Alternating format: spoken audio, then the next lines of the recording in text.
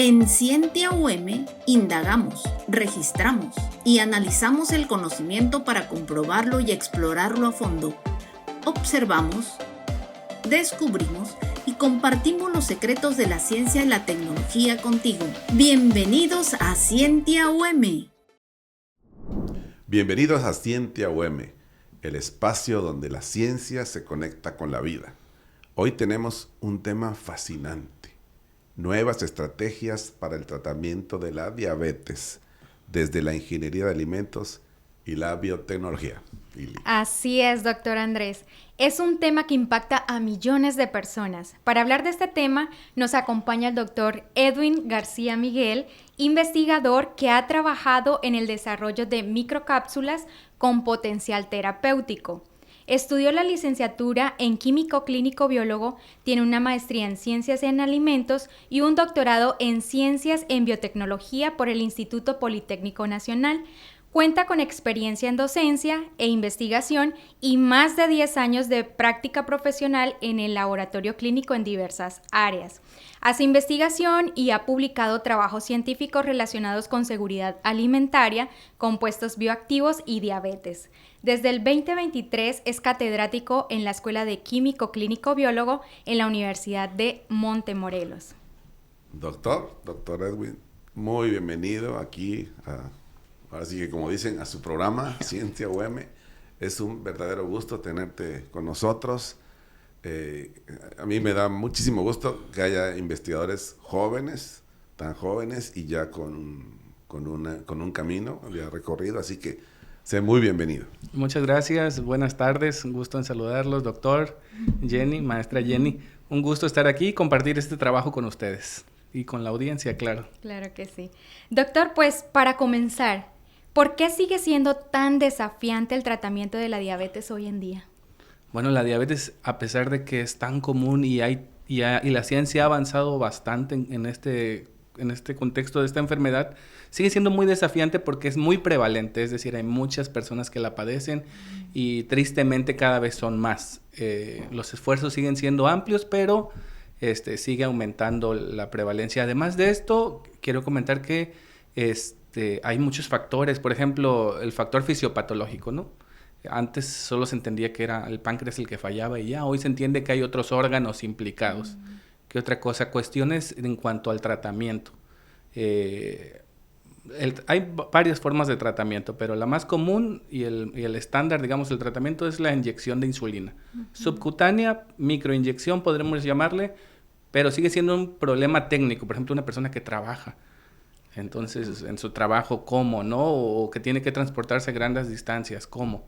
Y por último, sigue habiendo un problema conductual con la diabetes. Es decir, muchas personas prefieren no tratarse, deciden no abandonar sus hábitos, ignorarlo, vivir así y hasta que Dios quieran, dice ellos, ¿no? Malamente. Pero bueno, esto hace que la diabetes siga siendo un problema constante y actual. Así es. Disculpa mi ignorancia, sí. O es más bien para beneficio claro. de la audiencia. ¿La insulina se inyecta constantemente?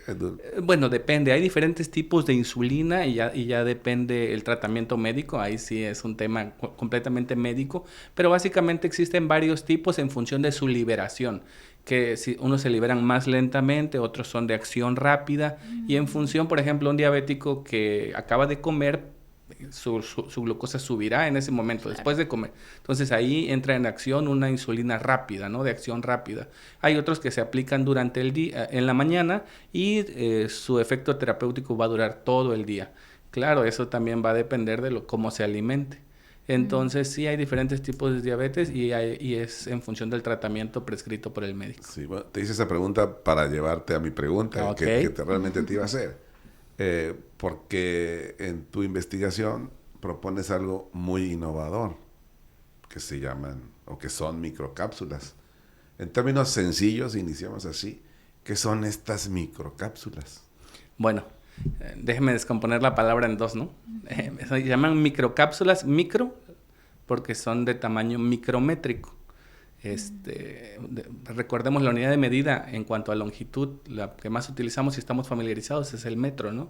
Después pensamos en centímetros, milímetros, Y así vamos descendiendo hasta los micrómetros. Y bueno, estas son cápsulas de ese tamaño, micrométrico. Específicamente en este trabajo las cápsulas tuvieron un tamaño aproximadamente, bajo diferentes circunstancias puede cambiar un poquito, pero aproximadamente 20 micras. Entonces, son pequeñitas, claro, no llegan a lo nanométrico. Luego está lo nanométrico, que es todavía más pequeño, pero para la función que nosotros estábamos pensando era más que suficiente. O sea, ¿se ven al microscopio? Sí, se ven al microscopio, se alcanzan a ver al microscopio. Okay. Y bueno, perdón, déjenme les platico un poco de la estructura. Ajá. Estas cápsulas es una doble emulsión. Una emulsión es básicamente dos componentes que no se mezclan, el agua y el aceite. El agua y el aceite no se deben mezclar, pero bueno, ya con algún agente emulsificante se mezclan. Entonces es una emulsión agua, aceite en agua. Ahorita les platico la importancia de esto. Y luego sobre esta emulsión se le agregó una capa de carbohidratos por un proceso que se llama coacervación. Para que quedara una cápsula, imagínense el planeta Tierra, ya ven que tiene diferentes capas, entonces núcleo, manto, corteza, una cosa así, una cápsula con diferentes capas, donde el medicamento esperamos que vaya en el centro. Esa es la idea de esta microcápsula. Wow. Pero hay algo sorprendente en su estudio, doctor. Incluso sin medicamento, las microcápsulas tuvieron efecto. ¿Cómo es que ocurre eso? Bueno, es algo muy interesante y de entrada esto es un aprendizaje y una aplicación de ciencia. No era no era el objetivo inicial tener este efecto terapéutico per se. O sea, por sí mismo la cápsula fue diseñada para transportar insulina y que pueda ser administrado vía oral. Pero en la constitución de las partes de la cápsula, en una de sus partes tiene una capa de proteína de suero de leche, de aislado de proteína de suero de leche.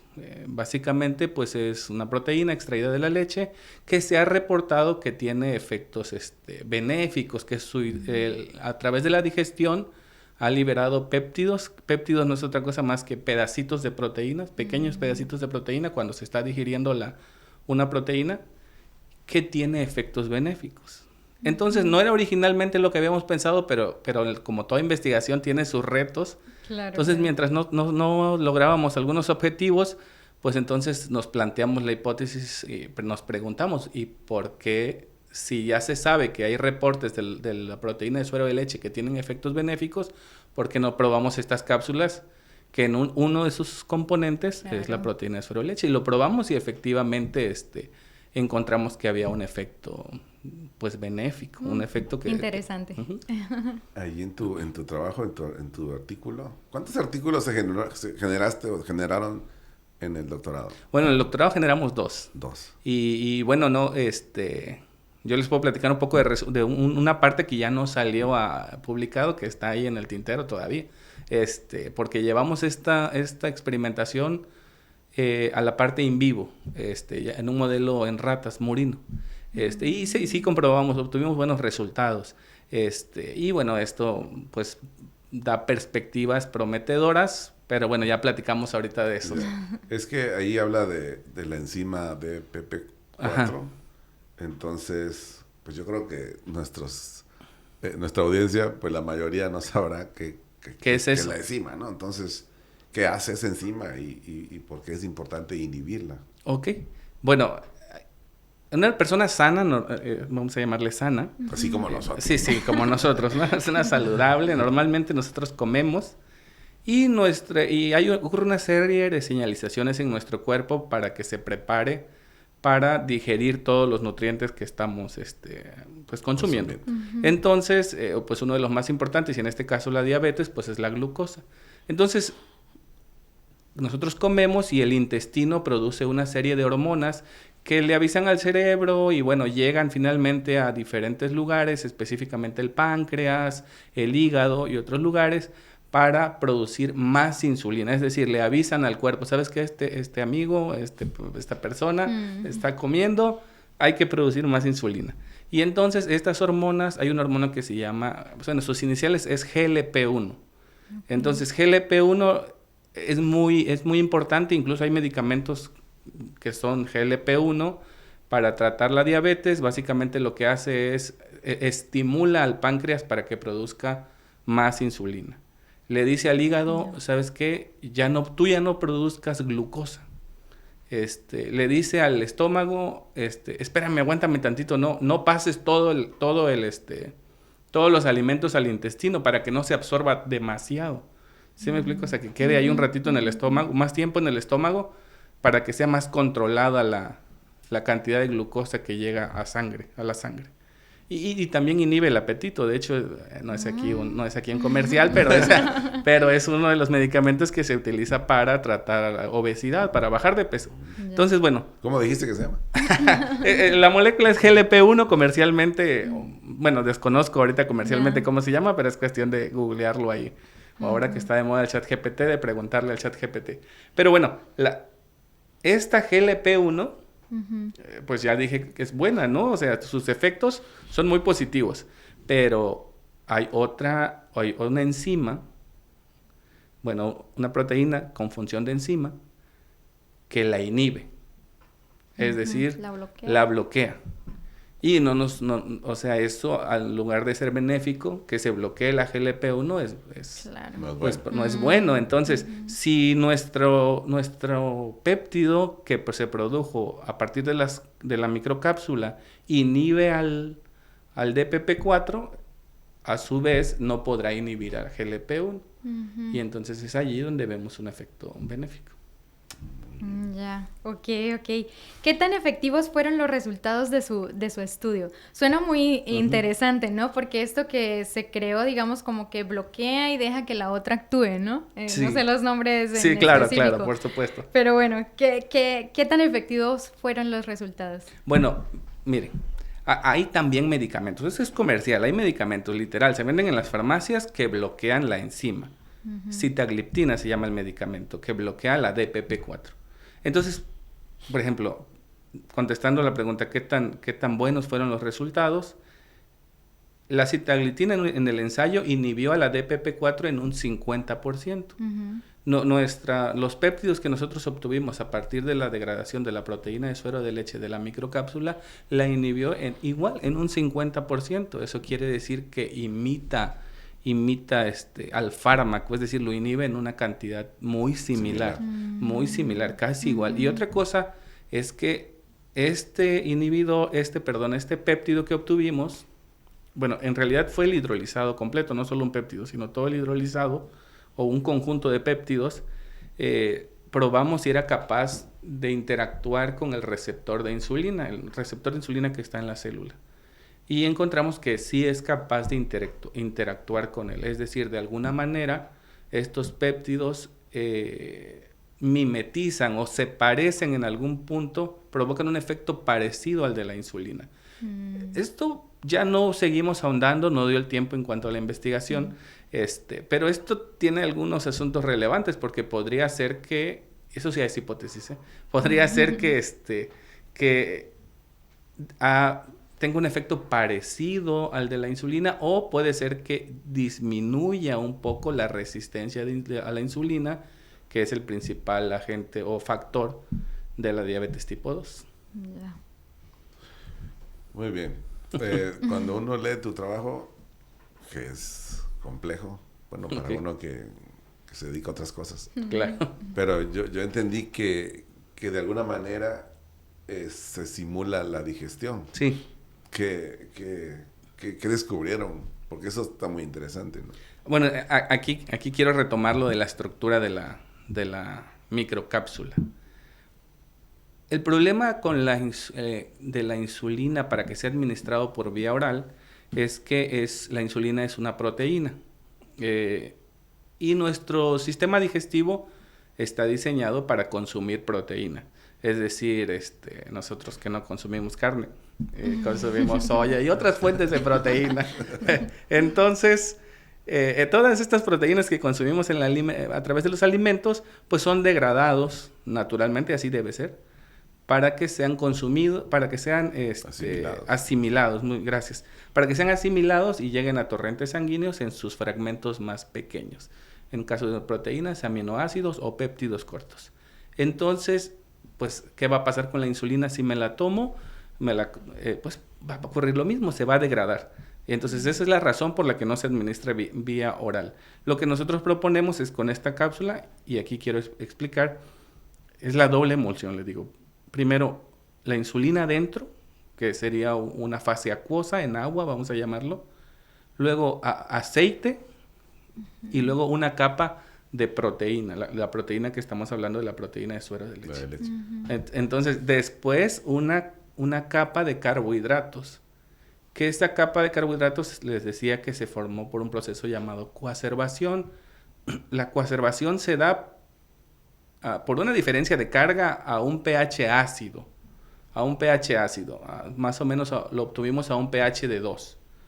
Entonces, ya en una condición real, nosotros encapsulamos la insulina y lo administramos, simulamos in vitro las condiciones de una digestión. Primero el estómago a un pH ácido, nuestro estómago es ácido. Y después simulamos las diferentes etapas intestinales. Entonces pusimos las microcápsulas, en el estómago el pH es ácido, nuestro estómago, pH 1, pH 2. Pero como la coacervación compleja, es decir, los carbohidratos que están pegados en la cápsula se prepararon a pH 2, pues no le pasó nada, porque justamente estaban en su medio, estaban como fueron preparados naturalmente. Pero el asunto de la coacervación es que es reversible. Cuando cualquier alimento, y en este caso las microcápsulas, pasan del estómago al intestino, el pH cambia naturalmente en nuestro estómago. Cambia a pH 6, pH 7 aproximadamente, dependiendo de varios factores. Y entonces, como ya la cápsula, la coacervación ya no está en su medio con el que fue preparado, entonces se libera, vamos a llamar, se deshace esa capa de carbohidratos, dejando ahora sí a la proteína libre. Entonces era insulina, aceite, proteína. Yo me lo imagino como un capullo saliendo y carbohidratos. Básicamente sí. Entonces, ¿ahora qué va a pasar? Ya que la proteína está libre, ya que el carbohidrato se liberó, pues justo lo que va a ocurrir es que en nuestros intestinos hay algunas enzimas que se dedican a cortar proteínas porque hay que absorberlas, ¿no? Entonces, la proteína que van a cortar es esa proteína de suero de leche, las que van a degradar. Entonces, la degradan y entonces va a quedar ahora el aceite de nuestra capa, ¿no? Y entonces ese aceite, hay otras enzimas que se dedican a degradar la grasa que nosotros comemos. O sea, esa es su función. Y entonces cortan, ahora van a atacar esa capa de aceite que tiene nuestra microcápsula, y finalmente cuando terminen de degradarla será liberado la insulina o cualquier otro medicamento de naturaleza peptídica, de que sea proteína. Y entonces ya podrá estar siendo disponible para que sea absorbida por vía pues intestinal, por vía oral. Eso es lo que hicimos, y sí lo pudimos comprobar vía in vitro, porque por ejemplo pusimos insulina sin encapsular en todo el proceso, y cuando llegamos al final buscamos esa insulina, por métodos químicos, analíticos, y ya no había, solo encontramos el 1% de insulina que llegó al final, sin encapsular. Y entonces probamos la insulina con nuestras microcápsulas, pasó todo el procedimiento, claro, y estaba el 96%. Resguardada. Entonces, eso fue muy bueno. Entonces, pues fue muy prometedor, y pues gracias a Dios pues fue publicado. Qué bendición, Bea. Entonces, ¿qué implicaciones tiene este descubrimiento así de manera puntual? Bueno, mire, el primero es que la insulina puede ser protegido, y no solo la insulina, cualquier medicamento de naturaleza, claro, proteica puede ser protegido para al menos llegar disponible al intestino, donde puede ser absorbido. Y cumplir la función para la que... Y cumplir la función. Bueno, eso lo comprobamos luego en un modelo de ratas. Ahorita les platico si gustan de eso.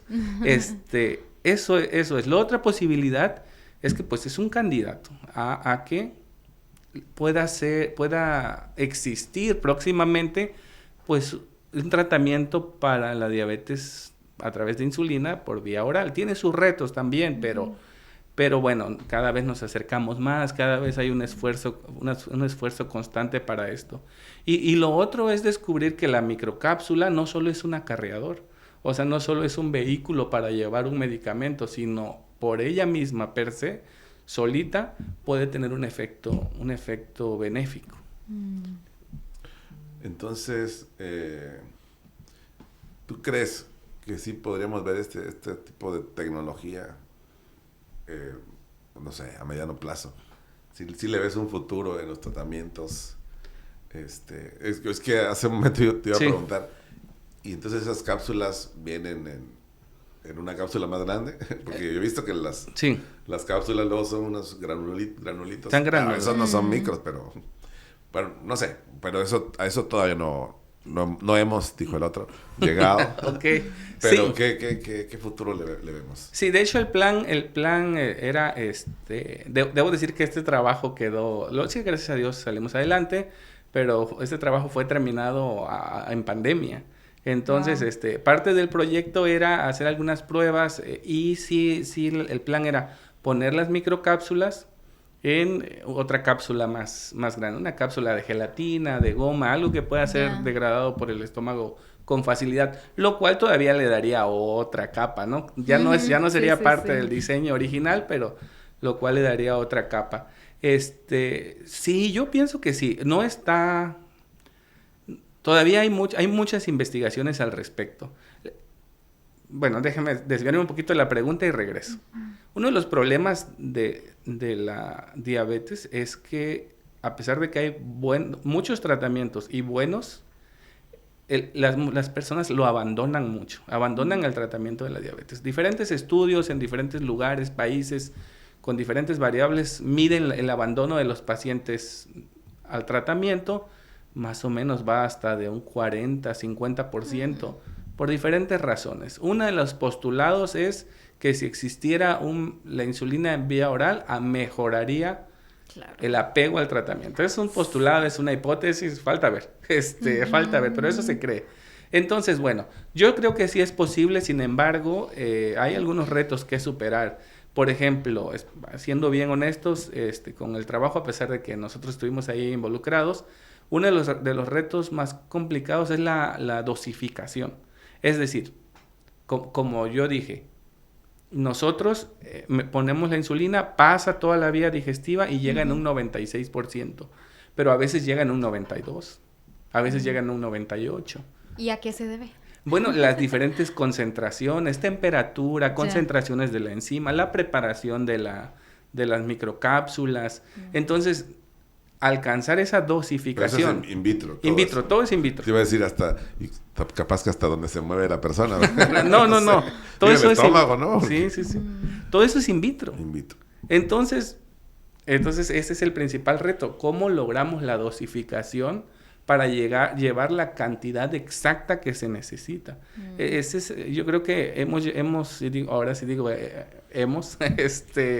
porque se han hecho muchas investigaciones en diferentes partes del mundo para lograr esto. Hemos contribuido un poco desde diferentes matices en diferentes lugares, pero ese es el principal reto, la dosificación. Entonces, yo pienso que sí se va a lograr en un futuro, no sé cuándo, pero pienso que sí se va a lograr. Por ejemplo, no sé si sabían, pero hay insulina inhalada para vía pulmonar, así como los asmáticos, algo así. Se comercializa en Estados Unidos. En México no existe, pero hubo un primer intento por ahí del año 2000. Tuvo problemas de nuevo con la dosificación y se retiró. Después otra farmacéutica lo volvió a sacar al mercado y esa todavía existe. Pues es inhalado, se absorbe y llega a sangre. Entonces yo también pienso que esto se va a dar en algún momento y pues bueno, para allá vamos, espero verlo y decir, bueno, de alguna forma contribuimos. Sí, porque hay muchas personas que lo están necesitando, ¿no? Claro. Y sobre todo uno cuando tiene ciertas enfermedades o cuando necesita un tratamiento, como que la facilidad que me da el tratamiento es muchas veces el factor de si lo cumplo o no. Claro. Entonces, digamos, estas opciones podrían caber. Por ejemplo, yo en broma siempre, cuando el médico siempre te dice, ¿es alérgico a algo?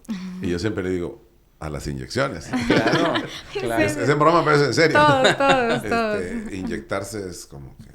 Bueno, Sí. no sé si la mayoría de los tratamientos de insulina implican... Sí, ha ido mejorando en cuestiones de que cada vez son más pequeñas las agujas, cada vez es menos invasivo, aunque de por sí una inyección comparado a una cirugía no es tan invasivo, pero bueno, cada vez son más delgadas las agujas, cada vez penetran menos a la piel, cada vez se necesitan con menos frecuencia, pero todavía están acompañándonos, todavía vienen con nosotros. Y en cuanto a esto, déjenle platico, pues finalmente estas cápsulas llegaron a un modelo in vivo, en un modelo murino, y pues probamos obviamente ¿Murino qué ratas. De las ratas. Ratas. Entonces, pues agradecemos siempre a las ratas, los investigadores, porque pues siempre nos cooperan, y son ser vivo valiosos también, y nos cooperan para la investigación.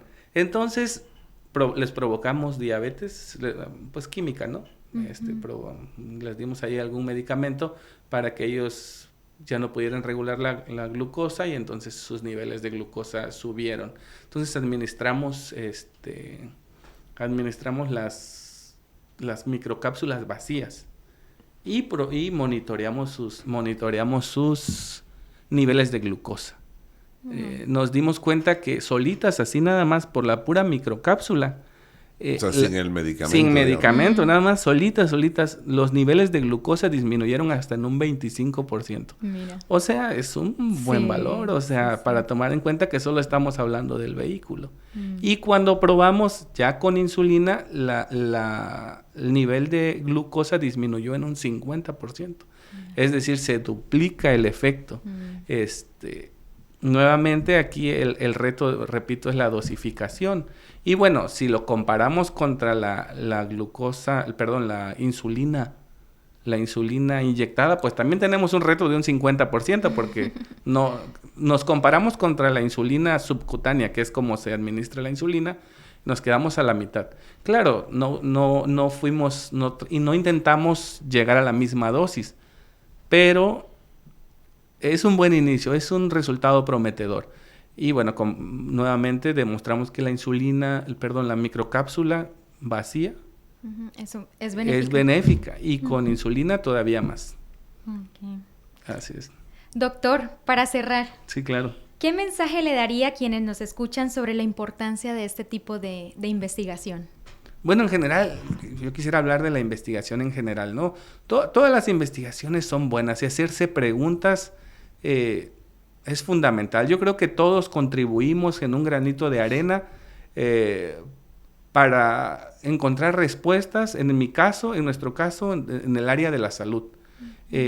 Tal vez a mí me hubiera gustado decir, bueno, ya se obtuvo una respuesta, que se comercialice, que salga a las farmacias, pero muchas veces no es así. Solo ponemos un pequeño eslabón, un pequeño peldaño, para que otros investigadores o nosotros mismos sigamos bajo esta misma línea.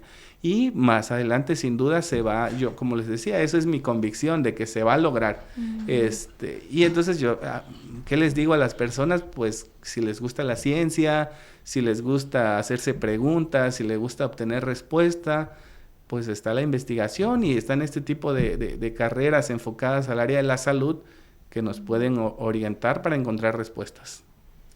Sí, muy bien. Pues yo, a veces que platico aquí con Jenny, le digo, ella está también terminando su doctorado. Okay. Y cuando alguien, pues, elige ese camino, esa carrera, pues, el ser investigador, pues tiene el compromiso de hacer discípulos, ¿no? Para eso estudió un doctorado, porque cuando ya lo eres, pues tú tuviste tus tutores, asesores. Sí, por supuesto. Ese trabajo, pues no es totalmente tuyo, Sí. es de un grupo, ¿verdad? Y entonces ahora, pues ya eres doctor y entonces puedes seguir conectado con ellos, supongo que Claro. que lo haces, pero a la vez también tú vas creando nuevos adeptos Sí. a esta, no puedo decir que es una afición, sino es este gusto, ¿no? Entonces, pregunto, porque yo también le digo a Jenny que así tiene que ser, ¿no? Pues uno no estudia un doctorado para que ahora le digan doctor. No. ¿Verdad? Sino es porque te encanta la ciencia, te encanta saber, conocer, y pues quieres que otros lo hagan, ¿no? Entonces tú elegiste venir a trabajar a esta universidad. Tienes ya 3 años. 3 años, voy a completar 3 años en agosto. Muy bien. Bueno, y entonces estás justamente con chicos y chicas que son químicos. No sé si enseñas en otras escuelas, pero ¿cómo haces discípulos? ¿O has abierto líneas de investigación nuevas? ¿Cuál es tu historia en ese aspecto? Ok, bueno, déjame le platico un poquito mi historia con respecto a esto. Pues yo soy químico clínico de formación. Yo estudié aquí en la Universidad de Montemorelos. Este es mi alma mater. Y pues bueno, como saben, estudié, como mencionaron al principio, pues estudié el posgrado en el Instituto Politécnico Nacional. Ahí, ciertamente, y ahora que lo mencionó, debo decir que la primer peldaño de este trabajo fue de un compañero. La parte, vamos a decir, la estructuración de las capas que les dije, lo diseñó un compañero. Y entonces él tiene ese crédito, digamos. A mí me tocó la parte ya funcional, echarlo a andar y probar. Entonces, bueno, es un trabajo colaborativo y así tiene que ser. Y eso mismo intentamos hacer con nuestros alumnos. En la universidad hay líneas de investigación, ¿no? Y en la licenciatura, pues a veces el tiempo es corto. Entonces toca hacer esto, que un alumno haga una partecita para que después venga otro alumno y haga otra partecita. Y entonces yo siempre pienso que es como armar un rompecabezas. Yo llevo 3 años aquí en la universidad, trabajaba en Ciudad de México, tengo grandes amigos ahí, los doctores que me prepararon, me capacitaron, son muy buenas personas, tuve oportunidad de testificar con ellos sobre nuestra fe, son creyentes, aunque no son adventistas, pero bueno, ellos me prepararon mucho. Fíjese cómo es, ahora intento replicarlo, porque aunque no era un modelo adventista, ellos como eran creyentes, por ejemplo, me dieron un consejo que yo hoy repito con mis alumnos, cuando estoy hablando de investigación, lo quiero decir aquí en público. Me recuerdo mucho que la doctora me decía, Edwin, tú vas a ser doctor, pero un doctor me dice, no solo vas a ser especialista, sí, esta es tu área de especialidad, pero la mayor especialidad que tienes que tener es la capacidad de razonar y de inquirir. Es decir, si el día de mañana te encuentras un problema que no sea por el que estamos estudiando, tú tienes la capacidad de probar, de buscar información, de resolver, de hacer pruebas, de equivocarte y reformular y volver a hacer. Eso es lo que hace un doctor. Entonces yo le digo a mis alumnos, vamos chicos, hay que hacerlo en el laboratorio, hay que probarlo. Si no nos sale, pues ya, pues también de ahí se aprende. Y muchas veces, como en la vida, se aprende de los errores. Y entonces en el laboratorio tenemos esa facilidad de ir y probar, y lo mismo hacemos con los chicos. En cuanto a mi línea de investigación, aquí debo decir que yo soy maestro también de tiempo completo frente al aula, y estoy desarrollando un área enfocado a la microbiología. Ahorita, como dije hace un momento, estamos buscando extractos que sean capaces de tener propiedades benéficas para la salud. Extractos químicos de plantas, de productos naturales, así tal cual como lo obtenemos, y probarlos. No sé, que sean capaz, por ejemplo... Quitar el dolor de cabeza. Que inhiba una enzima que produce el dolor. Que inhiba una enzima que fomente la inflamación, es decir, que tenga efectos antiinflamatorios. Exacto. Que también disminuya la glucosa, por ejemplo. O que sea capaz, por ejemplo, que tenga capacidad antioxidante. Varias funciones en nuestro cuerpo de estos tipos de extractos, ir probándolos, y esa es la línea que estamos tratando de poner en marcha en la universidad. Bueno, vamos poco a poco, le digo, llevamos 3 años, estamos adaptándonos, pero gracias a Dios, pues ahí vamos. Y qué bonito que es de productos naturales, ¿no? O sea, sí. Que es como que hoy en día es como que hay más confianza en eso, ¿no? No, es algo químico, ok, no, eso viene de cosas naturales, ok, me arriesgo a usarlo, ¿no? Sí, muy interesante la manera en que lo has explicado, porque en el pasado yo me acuerdo que un doctor era una eminencia, ¿no? Así como sabe todo. Pero conforme han pasado los años, últimamente los doctores son especialistas, así como en medicina, ¿no? Este es el traumatólogo, pero la mano, y no el especialista en el dedo chiquito. Así pasa con los doctores. No, este solo sabe de Fuzzy Random Forest y no le pregunten otra cosa, ¿no? Y sin embargo, es importante, como tú has dicho, ¿no? No es solamente que resolví un problema o trabajé en un problema, sino ahora tengo la capacidad o la posibilidad de atender otras circunstancias, otras líneas, otros problemas, ¿no? Bueno, pues te agradecemos muchísimo, doctor Edwin. Muchas gracias por compartir todo este conocimiento con nosotros. De verdad te lo agradecemos. Así que... Bueno, y gracias a ustedes por acompañarnos en Scientia UM. Nos vemos en el próximo episodio, donde la ciencia sigue transformando vidas. Acabas de ver Scientia UM, una producción del Departamento de Investigación de la Universidad de Montemorelos y UM Radio. Todos los derechos están reservados.